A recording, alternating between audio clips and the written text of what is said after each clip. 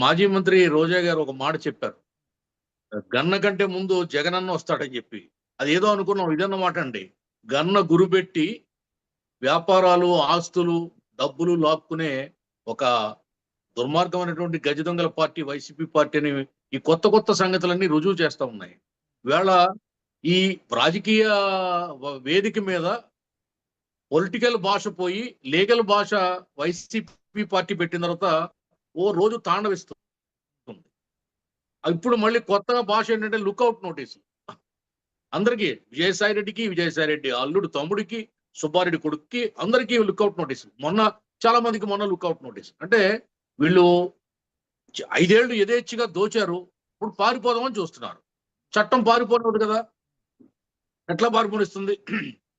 అదేవిధంగా కేవీ రావు అని అయినా కాకినాడ సీ పోర్టు ఆయన ధర్మబద్ధంగా ఆ పోర్టు నడుపుతా ఉన్నాడు.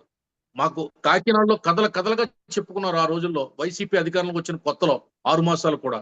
ఎందుకంటే పాపం ఆయన అక్కడ రానివ్వకుండా ఆయన్ని నానా ఇబ్బందులు పెట్టి బలవంతంగా చంద్రశేఖర్ రెడ్డి ఆ స్థానిక ఎమ్మెల్యేగా ఉండి జగన్ యొక్క ఆదేశాలతో విజయసాయి రెడ్డిని, సుబ్బారెడ్డిని అందరినీ కలుపుకొని ఒక ముఠాగా ఏర్పడి వాళ్ళని భయపెట్టి భయభ్రాంతులకు గురి చేసి అక్కడి నుంచి తరిమి కొట్టేసి దాన్ని లాగేసుకున్నారు బలవంతంగా.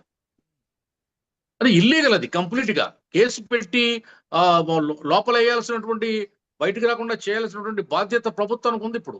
ఎందుకంటే లుక్అవుట్ నోటీసులే కాదండి, ఇమీడియట్ గా వాళ్ళని అరెస్ట్ చేయాలి, లోపల పెట్టాలి, దాని సంగతి తేల్చాలి, ప్రజల ముందు వాస్తవాలు బయట పెట్టాలి. ప్రజలు కోరుకుంటున్నారు, ఇది పబ్లిక్ డిమాండ్. ఇది దీనికి విజయసాయి రెడ్డి చంద్రబాబు నాయుడు గారిని నిందిస్తాడు ఇవాళ. మరి అట్లా మాట్లాడితే నాలుగు కోసేస్తాం సార్. సరిగ్గా మాట్లాడాలి. అతను బ్రతికే ఏదో బ్రతుకు డొల్ల కంపెనీలు పెట్టి జగన్మోహన్ రెడ్డిని ముంచాడు. అతని పార్టీ అధికారంలో వచ్చిన 5 ఏళ్ళు ఇటువంటి వెధవ పనులు చేసి ముంచాడు. ఇప్పుడు మళ్ళీ చంద్రబాబు నాయుడు గారు పరిపాలన తట్టుకోలేక పారిపోదాం అనుకుంటున్నారంట అందరూ. ఏమిటి మాటలు? ఆ చంద్రబాబు నాయుడు గారు అధికారాన్ని దుర్వినియోగం చేస్తున్నాడు అంటారు, కక్ష తీర్చుకుంటున్నాడు. ఇవన్నీ మీరు చేసిన పనులయ్యా. కక్ష తీర్చుకోవడం, అధికార దుర్వినియోగం, అక్రమ కేసులు పెట్టడం, అర్ధరాత్రి అరెస్ట్ చేయడం, మీరు చేసిన పనులు ఇవన్నీ. గాలిపోగేసి కేసులు పెట్టడం, నిరపరాధుల్ని అపరాధులుగా చూపించడం, బురద జల్లడం, లేని నేరాలు మోపడం, అసత్యాలు అల్లేసి పోలీస్ అధికారులు గుప్పుట్లో పెట్టుకుని మీరు సిఐడి కేసులు పెట్టడం, మీకు చెల్లింది అది, మీ చరిత్ర అది, మీరు చేసింది అది. అలా చేసే ప్రభుత్వం కాదు ఇది. అసలు మీ యొక్క పాపాల చిట్టాలో మొదటి పేజీ కూడా పూర్తిగా లేదు. ఆ 100వ పేజీ వచ్చేటప్పటికి అసలు వీళ్ళందరూ ఎక్కడ బొంద పెట్టాలో కూడా అర్థం కాదు. బొంద పెట్టడానికి ప్లేస్ ఉండదు రాష్ట్రంలో, ఈ దేశంలో కూడా. అంత దుర్మార్గులు, అంత దొంగలు, అంత దోపిడీదారులతో నిండిపోయిన వైసీపీ పార్టీ ఇంకా ఏ విధంగా ఏ ముఖం పెట్టుకుని పత్రికల ముందు మాట్లాడతారండి వీళ్ళు? అసలు ఎందుకు మాట్లాడిస్తున్నామో అని అర్థం కావట్లేదు. మాట్లాడనివ్వకూడదు వీళ్ళు. దొంగలకి, ముద్దాయిలకి, దోషులకి, దోపిడీదారులకి, గజ దొంగలకి మాట్లాడే హక్కు లేదు అసలు ఈ రాష్ట్రంలో.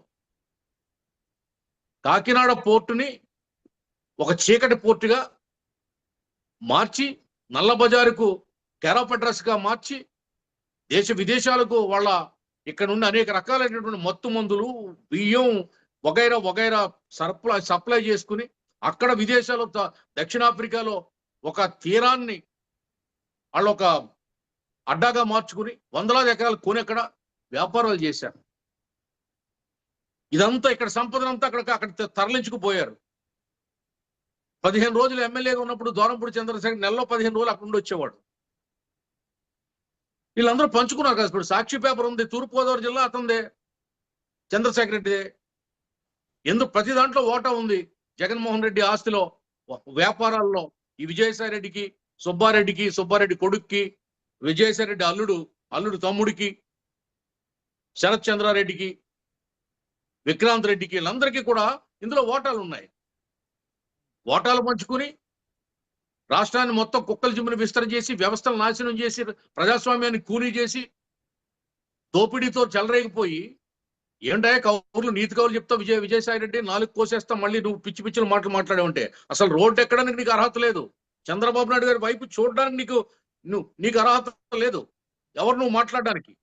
నీ ఒక్కొక్కటి నీ భాగోత్వం బయటకు వస్తుంది. నీ జగన్ భాగోత్వం, నీ భాగోత్వం, సుబ్బారెడ్డి భాగోత్వం, నీ అల్లుడు భాగోత్వం, నీ అల్లుడు తమ్ముడు భాగోత్వం, సుబ్బారెడ్డి కొడుకు భాగోత్వం, చంద్రశేఖర్ రెడ్డి భాగోత్వం, చంద్రశేఖర్ రెడ్డి తమ్ముడు మేనల్లుడు, తండ్రి భాగవతాలన్నీ బయటకు వస్తున్నాయి. ఒక్క సీపోర్ట్ లోనే ఇంత చీకటి సామ్రాజ్యాన్ని నిర్మించారంటే మరి రాష్ట్రంలో ఇంకెంత, ఎన్ని చోట్ల, ఎన్ని శాఖల్లో, ఎన్ని విధాలుగా వీళ్ళు దోపిడీ చేశారో ప్రజలకు అర్థం అవుతుందండి. అర్థం పట్టినట్టు. ముంజేతి కంగడానికి అర్థం ఎందుకులే అంటారు. అలాగే వీళ్ళ గుట్టు మట్టు వీళ్ళ బయటపడుతుందంటే అర్థంలాగా ప్రజలు చూసి ఆశ్చర్యపోతున్నారు, ముక్కును వేలేసుకుంటున్నారు, అవాక్ అవుతున్నారు. ఏం మాట్లాడాలో కూడా అర్థం కాని పరిస్థితి. మాలాంటి వాళ్ళం కూడా ఈ డిబేట్ లో మాటలు సరిపోవట్లేదు, డిక్షనరీలో లేని మాటల కోసం ఎతకాల్సి వస్తుంది. కొత్త భాషని చెప్పాలి వీళ్ళ గురించి. సముద్రపు దొంగలు వీళ్ళే, దారిదోపిడి దొంగలు వీళ్ళే, గజ దొంగలు వీళ్ళే, నీటి దొంగలు వీళ్ళే, వాయు దొంగలు వీళ్ళే, అన్ని దొంగలు వీళ్ళే. అసలు పిక్ పాకెట్ దగ్గర నుంచి ప్లాట్ఫారం దగ్గర, రైల్వే ప్లాట్ఫారం దగ్గర నుంచి వీళ్ళు దొంగతనాలు సార్. దేన్ని వదిలారండి? దేన్ని వదిలారు అసలు? నేను పంచభూతాలను వదిలారేమో, అది వాళ్ళకి చెక్కక అంకక. అందులో ఒకటి భూమి ఉంది, భూమిని కొట్టేశారు. అగ్ని పట్టుకుంటే కాలుతుంది, వాయువు అయితే దొరకదు, ఆకాశం అయితే అందదు, సూర్యుడు అయితే భస్మం అయిపోతారు వీళ్ళు. కాబట్టి ఏం చేశారంటే భూమిని పట్టుకున్నారు. భూమి మీద ఉన్నటువంటి సర్వ సంపదలు, భూగర్భంలో ఉన్నటువంటి సర్వ సంపదలు, సముద్రాల్లో ఉన్నటువంటి పోర్టుల్లో ఉన్నటువంటి అవకాశాలను బట్టి తరలించుకుపోయారు.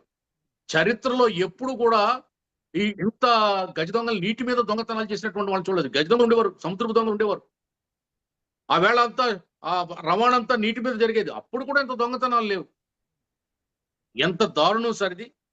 ఇంకా ఎలా మాట్లాడతావా విజయసాయి రెడ్డి? నువ్వు ఏ విధంగా మాట్లాడుతున్నావు? నువ్వు ప్రెస్ మీట్ పెడుతున్నావు? ఏ విధంగా చంద్రబాబు నాయుడు గారి గురించి మాట్లాడుతున్నావు? చంద్రబాబు నాయుడు గారి గురించి కానీ, కూటమి చేపట్టే చర్యల గురించి కానీ నువ్వు మాట్లాడితే మాత్రం మర్యాద దక్కదు. నాలుక కోసేస్తాం నిన్ను. పిచ్చి పిచ్చి వేషాలు వేయొద్దు. తెలుగుదేశం పార్టీ కార్యకర్తలకు మీ నాయకుడి భాషలో చెప్తున్నాను, బీపీ రప్పించొద్దు. నువ్వు బీపీ రప్పించావనుకో, నువ్వు మళ్ళీ అసలు దుర్పిడేసి వెతికితే కూడా నువ్వు దొరకవు. నీ అడ్రస్ గల్లంత అయిపోద్ది. ఏదో సినిమాలో బాలకృష్ణ డైలాగులు చెప్పినట్టు ల్యాబొరేటరీకి పంపితే నీ అణువులు కూడా దొరకవు, ఆనవాళ్ళు కూడా దొరకవు. కాబట్టి నోరు మూసుకుని చేసిన తప్పుకి పశ్చాత్తాపడండి. జైలుకి వెళ్ళడానికి సిద్ధంగా